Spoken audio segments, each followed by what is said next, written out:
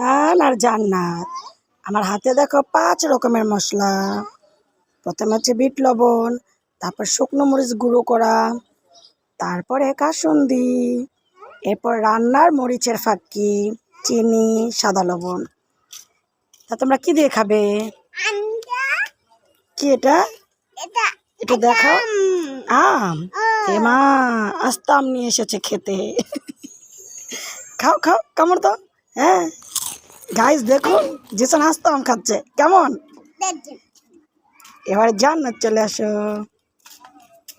আমি নিব গোলমরিচ, ফাঁকি গুঁড়ো, বিট লবণ আর লবণ। এ মা, ভাই বোন মিলে আস্ত আম খাচ্ছে, কিভাবে টক লাগছে না?